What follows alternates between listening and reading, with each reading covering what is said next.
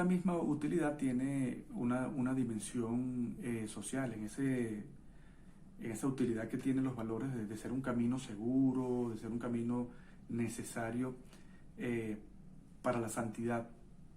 Y en este caso su dimensión social es que con ellos se procura una convivencia social más humana. Esa es la dimensión social de la utilidad de los valores. En lo personal nos llevan a la santidad y en lo social nos llevan a una convivencia social más humana, más acorde a la dignidad humana, más acorde a la voluntad de Dios, es decir, nos llevan al establecimiento del reino de Dios. ¿Cómo concebimos los cristianos una convivencia en estos términos? ¿De qué manera la concebimos? Pues como nuestro Señor nos lo indicó, nos lo señaló y por lo que nos llama a trabajar, por el establecimiento del reino de los cielos. El reino de los cielos es la implantación en el orden temporal, espacial, humano, de la voluntad de Dios para todos y cada uno de nosotros, para la humanidad. ¿Tenemos nosotros algún deber de luchar por esta convivencia social más humana que es el reino, ese adelanto en la medida de nuestras posibilidades del reino de los cielos? Pues claro que sí, lo reitero, el Padre Nuestro, la oración perfecta que nos enseñó Jesucristo, que rezamos muchísimo, casi todos nosotros, todos los días. Una de las peticiones que hacemos a Dios es: venga a nosotros tu reino. Todos los días en el Padre Nuestro le pedimos a Dios, en el Pater Noster, que venga a nosotros su reino. ¿Y cuál es su reino? Pues lo que estamos hablando, el reino de Dios. Es decir, que el hombre, que la sociedad, que la humanidad viva conforme a su propio plan, al plan de Dios, que es un plan ordenado, amoroso, un plan de libertad, pero un plan ordenado. Porque para que haya evidentemente en vida social una vida plena, con libertad, tiene que haber un orden. ¿Por qué tenemos nosotros que luchar por esa convivencia social? ¿Cómo, cuándo y dónde? Pues al igual que en la santidad personal. ¿Por qué? Porque es un llamado que nos hace Dios a la santidad. Por decirlo de alguna manera, es la dimensión social de la santidad. O sea, una persona santa procurando una sociedad santa. Santa en el sentido de adecuada al reino de los cielos, a ese plan de Dios. ¿Cómo? Pues cumpliendo los principios fundamentales de la vida social y estos tres valores.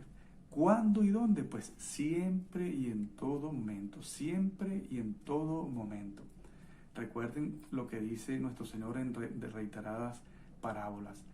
No sabemos cuándo viene el ladrón.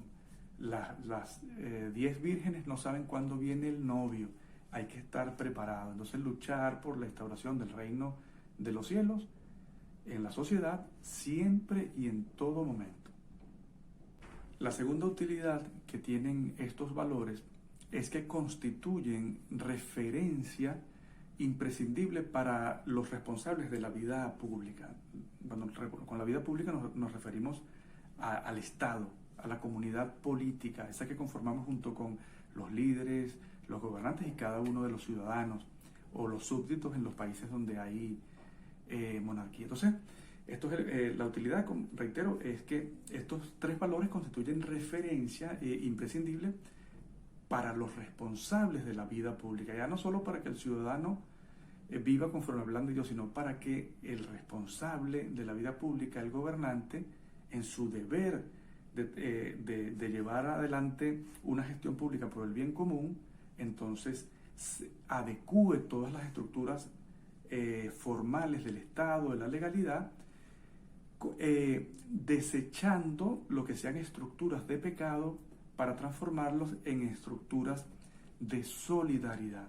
Es decir, los tres valores, verdad, libertad, justicia, facilitan a los gobernantes detectar, juzgar con aquella estimativa de que hemos hablado, dónde está el bien, dónde está el mal, qué ley es injusta, qué ley es justa, qué instituciones del aparato estatal promueven la mentira, la falsedad, la manipulación, que hay muchísimas en nuestras sociedades, al menos en España, en Venezuela, que es donde me ha correspondido vivir, pues hay una estructura de pecado contraria a la verdad. Se manipula, se engaña, distintos gobiernos, distintos lugares, distintos países, ideologías parecidas, a veces no tanto, pero un poco parecidas, y terminan estableciendo estas estructuras. Entonces el gobernante tiene como esa lupa con la que puede comparar la realidad, lo que se está haciendo, lo que está manejando, la estructura del aparato estatal, la legislación, y juzgarla con esa estimativa para transformarla. ¿De qué manera nos interpela a nosotros esta utilidad de que estamos hablando? O sea, de que los tres valores constituyen una referencia imprescindible para transformar las estructuras de pecado en estructuras de solidaridad. ¿De qué manera? Pues nos interpela de varias, lo vamos a ver de seguidas. La primera interrogante o autocuestionamiento es: ¿quiénes son los responsables de la vida pública?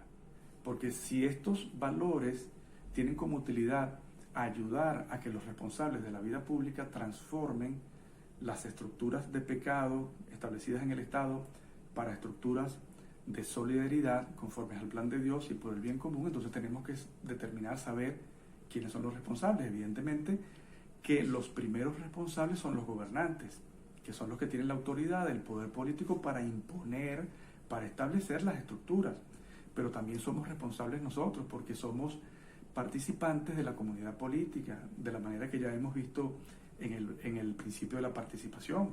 Nosotros participamos con nuestro voto, con nuestra opinión, entonces tenemos nosotros que al ejercer el voto, sufragar, votar por las ofertas políticas, por los líderes, por los partidos que nos ofrezcan el cambio de esas estructuras. Si nosotros vivimos en un país donde hay una ley del aborto y hay unos candidatos que dicen que la van a derogar, como cristianos no tenemos otra opción que votar por ella, porque están en pro de la vida, están respetando la dignidad de la persona humana.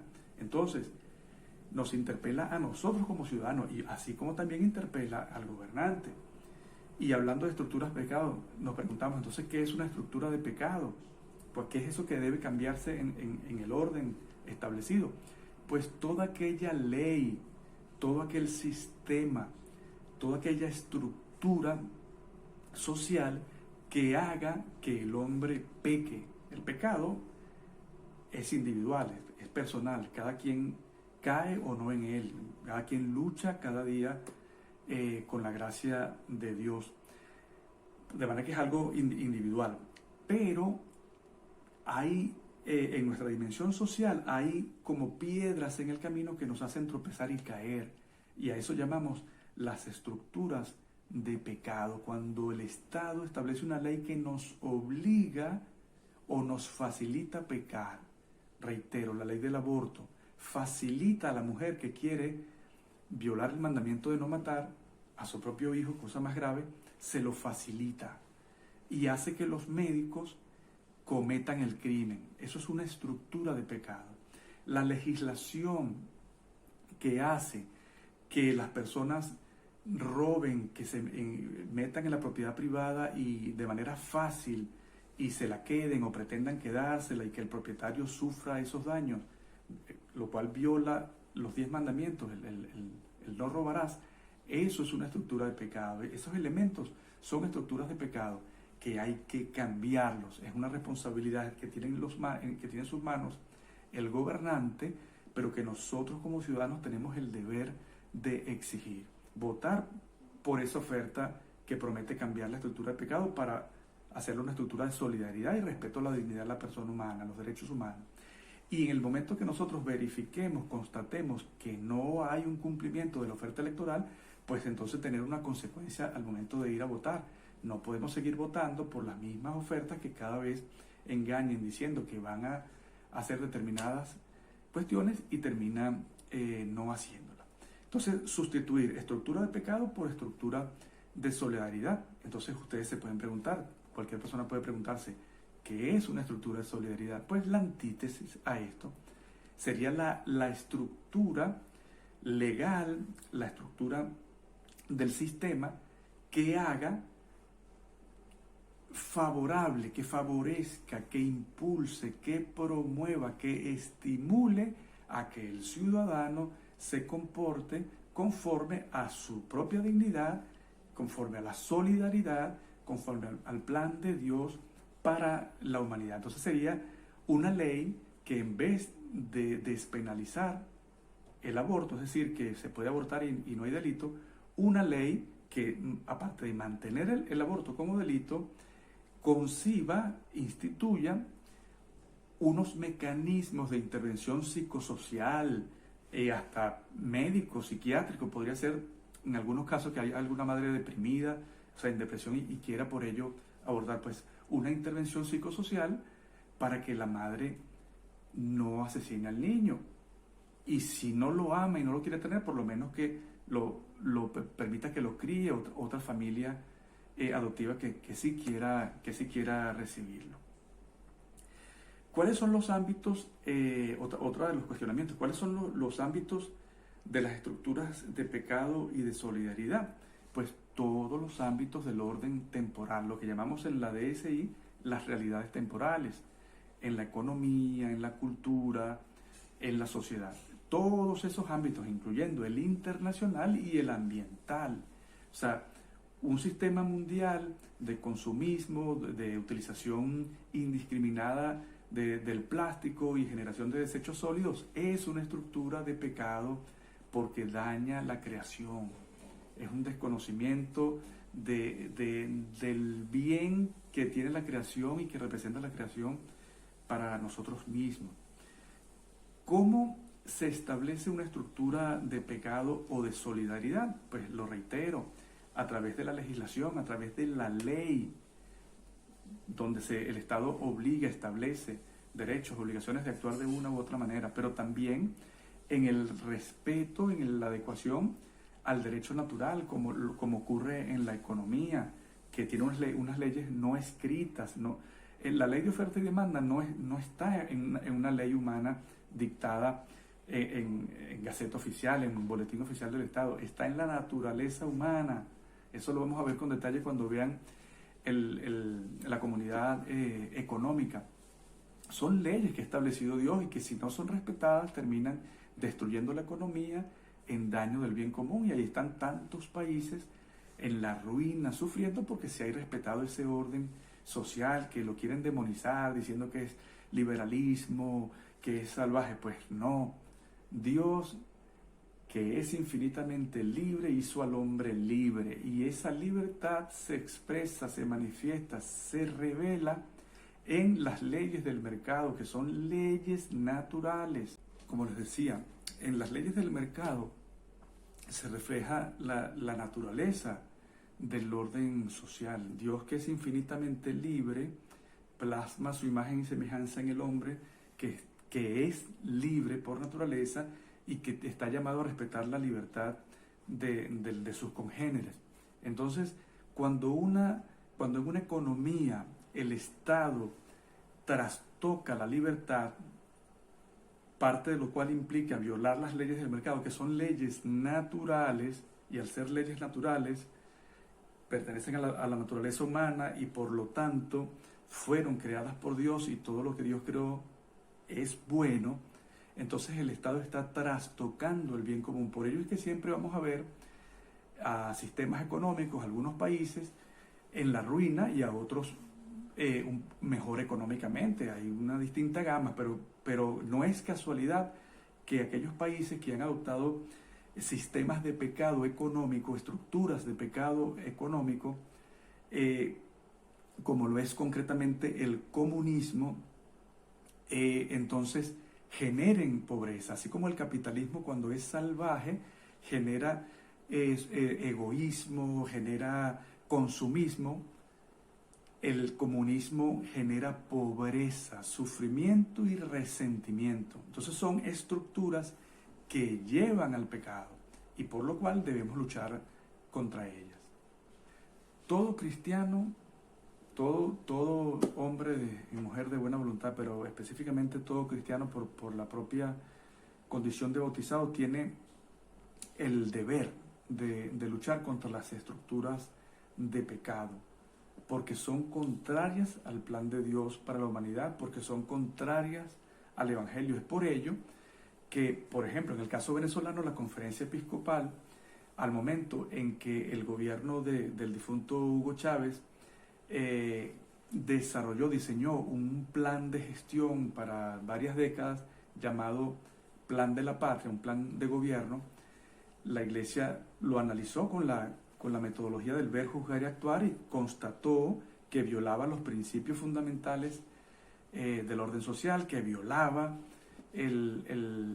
los valores que estamos comentando, y entonces la Iglesia lo declaró moralmente inaceptable, y esto es un llamado que se hace a todo laico que busque la santidad y que quiera ser coherente para el establecimiento del reino de Dios en la tierra. Nosotros no podemos ser cristianos y apoyar sistemas capitalistas salvajes, economistas, abortistas. O sea, tenemos que tener un mínimo de coherencia para alcanzar, o sea, un mínimo de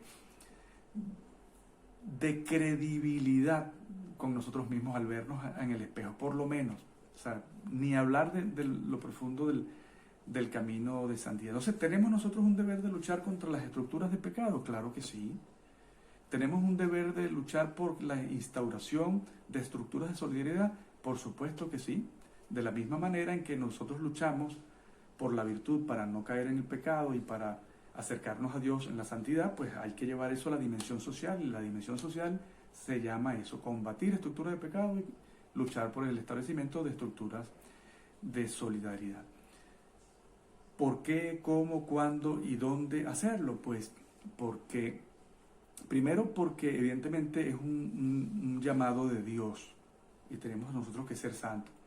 Pero aparte de eso, y muy importante, por nuestro propio bien, porque Dios, que es quien nos creó, como ocurre con las industrias que producen algunos elementos, que elaboran unos productos, como fabricantes establecen unas condiciones, unas normas de cuidado de ese producto.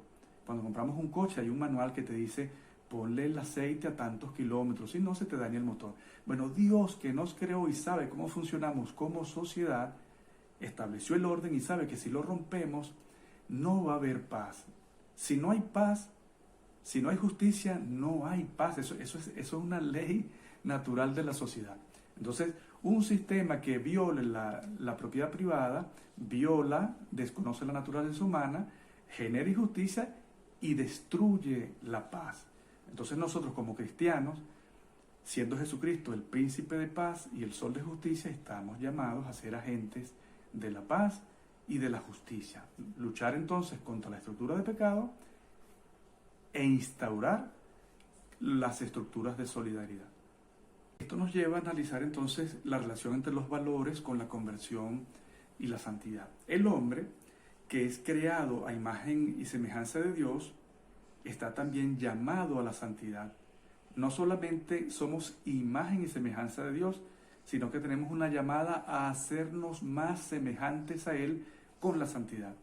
Somos imagen y semejanza y tenemos por naturaleza, y el mundo del ser y en el mundo del deber ser estamos llamados a participar de la vida plena en Dios, que lo logramos con la vida de santidad, con la práctica de las virtudes. Entonces hay una vocación universal a la santidad.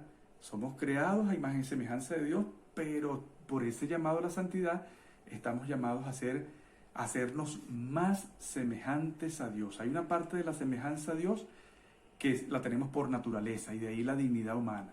Y hay otra parte en que nosotros la construimos, luchamos cada día con la conversión y con la santidad para acercarnos a Dios. Nosotros por gratuidad amorosa infinita de Dios somos imagen y semejanza suya, somos imago Dei. Pero por virtuosidad nuestra, con la gracia de Dios, tenemos que alcanzar una mayor semejanza a Él. Y Dios, ese Dios al que tenemos que ser semejante cada vez más, es infinitamente veraz, libre y justo. Veraz, libre y justo. Por ello es que nosotros, en ese camino de santidad, tenemos que procurar la verdad, la libertad y la justicia. precisamente los tres valores fundamentales de la vida social. El Evangelio de San Mateo 5:48, nuestro Señor nos lo dice claro: sed perfectos como vuestro Padre Celestial es perfecto. Aplicándolo a la dimensión social, entre tanto otro contenido, podemos nosotros en este tema decir, bueno, sed justos, sed veraces, y sed libres, responsablemente libres, para que seáis santos, para que seáis como vuestro Padre Celestial, que es perfecto. Entonces háganlo de esa manera para que en su dimensión social se santifiquen y a su vez santifiquen la sociedad, eleven el nivel espiritual, adecuando la sociedad al plan de Dios. ¿Y qué se llama adecuar la sociedad al plan de Dios? Instaurar el reino de los cielos. ¿Qué relación hay entre los principios y valores de la doctrina social de la Iglesia? Una relación evidentemente de reciprocidad. Principios y valores se iluminan recíprocamente. No pueden estar en contradicción. No podemos nosotros pretender instaurar los principios o respetar los principios dándole espalda a los valores, o luchar por los valores sin procurar iluminar con ellos el establecimiento y el respeto de los principios en sociedad. Los principios nos proponen a nosotros seguir determinados aspectos del bien moral. O sea, el principio nos propone encauzarnos para alcanzar el bien común. Y a su vez los valores expresan el aprecio que se debe conferir por tales aspectos del bien moral perseguidos por los principios. Entonces vemos cómo son como que un todo, una plenitud hermética que se logra entre principios y valores. La Iglesia, el magisterio de la Iglesia es riquísimo en esto del valor de la verdad como valor fundamental de la sociedad. Les voy a recomendar tres documentos concretos del magisterio. Lo primero, la carta encíclica Veritatis Splendor, el esplendor de la verdad, de Juan Pablo II. Segundo, un decreto pontificio, el Inter Marifica, que está relacionado con los medios de comunicación social y la ética de la verdad. Y tercero, otro documento que es del Consejo Pontificio para las Comunicaciones Sociales, que se llama La Iglesia e Internet, donde se habla mucho de la verdad, la mentira, la manipulación en este espacio de la realidad del Internet. Tenemos así que hay entonces, ya lo sabemos, 7 principios fundamentales o 7 principios de la DSI y 3 valores fundamentales de la vida social. Pero importantísimo, esto es el centro de todo el mensaje social de la Iglesia, del Evangelio social que nos enseña el magisterio de la Iglesia. Además de esos 7 principios y de esos 3 valores, tenemos un criterio supremo y universal de toda la ética social. Un criterio supremo y universal, o sea, que es el que sí termina de sellar la plenitud de esta ética cristiana del orden social. ¿Y cuál es ese criterio? No es otro que la caridad. Al final de todo, en la comprensión de los principios y de los valores, de ver sus relaciones entre sí, su utilidad, su fin, cuál es su causa, su fin, es la caridad. La caridad. Recuerden lo que dice la palabra de Dios. Estos 3 permanecen: la fe, la esperanza y el amor, pero el mayor de ellos es el amor. Recuerden que caridad es amor, Dios es amor, Deus caritas es. El amor es la caridad. Entonces, la caridad va a ser ese criterio por encima de los principios, por encima de los valores, y a su vez configurándolos como un todo pleno, hermético, sellado e indestructible.